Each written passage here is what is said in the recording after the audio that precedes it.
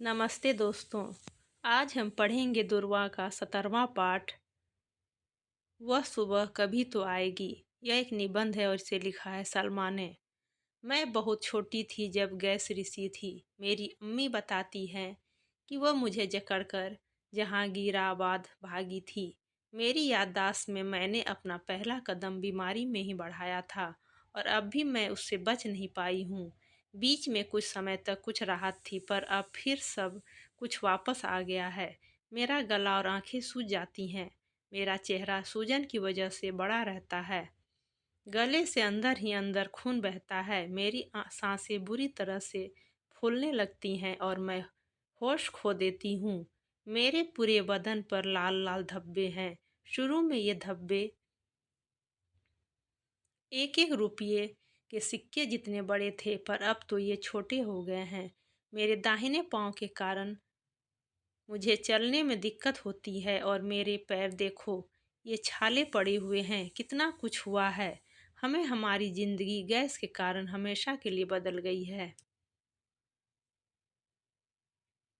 मेरे अब्बू इस दुर्घटना के कारण ख़त्म हो गए जब हम बहुत छोटे थे। मेरी माँ की मानसिक हालत बिगड़ गई। वह दरवाजे पर बैठकर अब्बू का इंतज़ार करती रहती थी। हमसे कहती कि अब्बू घर आने वाले हैं, उनके लिए चाय बना ले। वह उनके पैरों की आहट सुनती और चिल्ला कर कहती कि वे घर आ गए हैं। हम उनसे कहते कि अब्बू मर चुके हैं, पर वह हमसे कहती कि ऐसी बातें नहीं कहते, और अगर हम फिर ऐसा कहते तो वो हमें मार देती। हम उनसे कहते कि जब हम बड़े हो जाएंगे तो उनकी देखभाल करेंगे। डॉक्टर लोग हमसे कहते कि उन्हें खुश रखा करें, पर उनकी हालत देखकर रोए बिना रह पाना मुश्किल होता था। यह सब कुछ महीनों तक चलता रहा। धीरे धीरे किसी तरह अम्मी ने अपने आप को संभाला। शायद इस एहसास ने उन्हें ठीक होने में मदद की कि उन्हें ही कुछ उपाय करने होंगे ताकि हम सब जिंदा रह सकें। मेरे अब्बू की एक दुकान थी। किसी ने उन्हें समझा बुझा कर वह दुकान 500 रुपये में बिकवा दी। जब तक वो पैसा चला हमें खाने को मिला। फिर मेरी अम्मी कितनी जगहों पर गईं, हर जान पहचान वाले के पास उधार मांगने। उन्हें दूसरे के लिए काम भी करना पड़ता। 30 पर मेरी सेहत ने मेरी अम्मी से इतना खर्च करवाया है। मैं हमेशा से ही बीमार हूँ। मेरी एक जुड़वा बहन है जो बिल्कुल ठीक है। मेरी अम्मी चिल्ला पड़ती थी कि वह मेरे इतने बीमार रहने और इतने पैसे खर्च करवाने से तंग आ गई हैं। एक बार की बात है, जब मैं बहुत बीमार थी, किसी ने मेरी अम्मी से कहा कि मुझे एक प्राइवेट डॉक्टर के पास ले जाएं। वो डॉक्टर अच्छा माना जाता है। मुझे नर्सिंग होम ले जाया गया।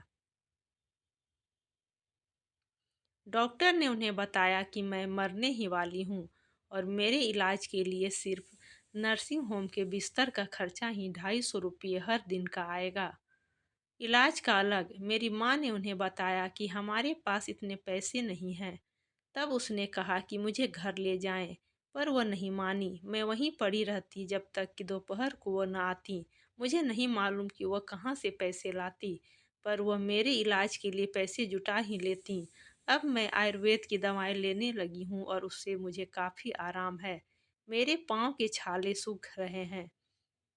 पसलियों का दर्द चला गया है। चेहरे की सूजन, सिर दर्द, बदन दर्द और गले से खून बहना बंद हो गया है।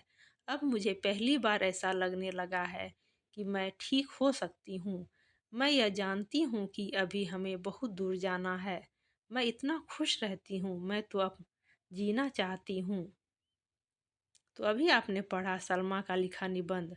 तो बच्चों, अगर आप हमारे चैनल पर नए हैं तो चैनल को लाइक और सब्सक्राइब करें और अपने दोस्तों को शेयर करें।